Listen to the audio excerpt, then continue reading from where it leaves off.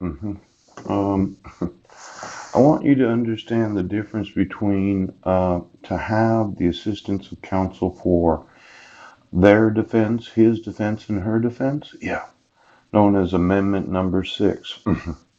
Now, for each of the time that you've accused me of a crime, yeah, I've had to fill out this little piece of paper that proved that I was indigent. Yes. Happens to be the same criteria as the state. Yeah. The enumeration in the Constitution of certain rights shall not be construed to deny or disparage. Yes. The others retained by the people. Yeah.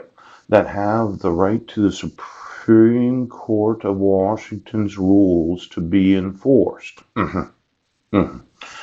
Now, you would have thought, yes, that the Supreme Court rules that prove the indigency, yes, of an individual, are the same conditions necessary for me to have the assigned counsel, yes, in a criminal matter. Pooh. Now, let's say in 2012, yes, you as a court appointed counsel known as Stan Myers. Yeah. And you did that because I was indigent. Yes, yes.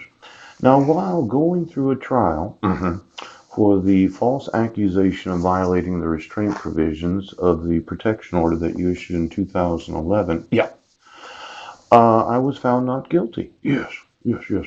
Now, of course, then I had no idea about the Supreme Court rules right now that in civil matters, yes, you should have appointed counsel. Now, I would say that Stan Myers, yes, was a little deficient in that he did defend me and I was found not guilty because I didn't, yes, violate the restraint provisions of the protection order. But what he didn't do is mention that, Paul, yes, you understand that you can be assigned an attorney, yes, to represent you during the dissolution of marriage, yes, and the protection order, yes, that happen to be a civil matter. Now, I know I could point fingers, isn't that right? Yes.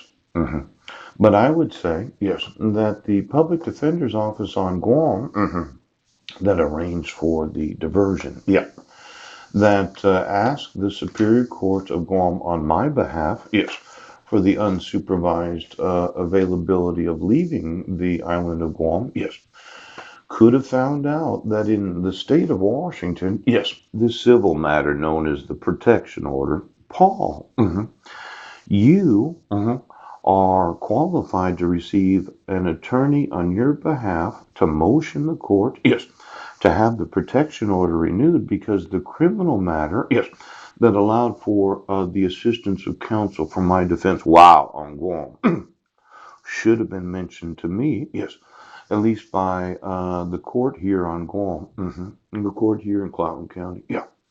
Now, I know it might not seem significant. Yes. Hindsight being 5 billion. Yes. But it looks like each and every time, yes, there's been this accusation of a crime. Yes. See, I'm the deputy prosecutor assigned to the above captioned matter. Declaration of counsel. Yes. Familiar with the file? Yes. Among the evidence available to the state of Washington in support of its prosecution, Mr. Budnick, is the following. Yes. An email sent by Mr. Budnick on Friday, June 16th of 2017, yes, to approximately 2,000 email addresses, including some people at Heidi Budnick's workplace. Yes. Now, these people, yes, it means more than one person. Right. It means that 50 people where she works at got an email.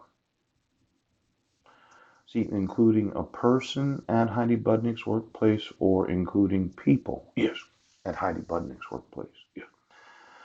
Now, that would mean multiple email addresses. Now, Brinton School District is not the largest school district in the state of Washington. In fact, doing some research, yes, that school only goes to eighth grade. And looking at the amount of money that is spent per student, how many individuals known as people, yes, received an email from me, yes, demanding that someone remove the protection order. There's that issue in the case. Now, since the prosecuting attorney never allowed me to see the actual email, didn't allow me to see the number of people that received the email, yes, didn't allow me to see what email address it was sent from, or what email addresses it was sent to. Now, I would say that since I didn't send any email to one person or the people at the Brendan School District, it was somewhat obstruction for me as the accused, yes, to not have it available to see exactly what was being talked about. Now, I did include many attachments, including 13 videos that were made on June 16th of 2017, yes, from approximately 8:40, 8:50 in the morning, until 11:40 that morning, yes. And then I uploaded them from noon until 2 p.m., yes. And I sent emails that day demanding that I have the protection order dropped is a screenshot of the protection order itself. Yes. Yeah. Now, here's the big part of all these. The matter need not be dismissed due to lack of personal service. Yes. Did the prosecuting attorney's office realize when being the indigent individual, being assigned the assistance of the counsel of the Jefferson Associated Counsel, that as an indigent, when you issue a protection order as a civil matter, that there was the state of Washington Supreme Court rules that obligated you to offer, yes, the same attorney representation in civil matters as in criminal matters.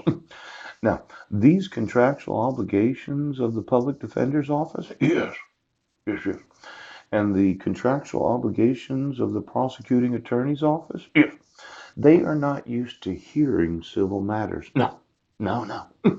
But this whole idea of the straightforward analysis of the available case law, yes, is that the personal service should have included, yes, the right to have an attorney, and I would have had the right to go find that attorney, yes, and have the state of Washington pay for it.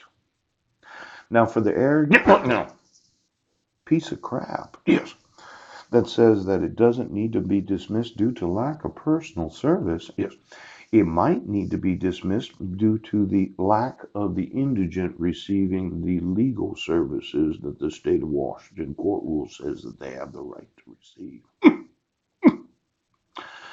Now let's call Mr. Brett and find out how many people received an email from me at that workplace on that day, because I didn't email anyone there. And since it could only be her workplace, yes, Brendan School District, I'd like to know that if it's not a lack of due process, right, due to lack of personal service, because service of an order is not an element of the crime of violation of a no contact order. Is it the lack of the enforcement of the Supreme Court rules of the state of Washington making available to the respondent, yes, legal services? Now, Mr. Roberts, right now, your arrogant bullshit about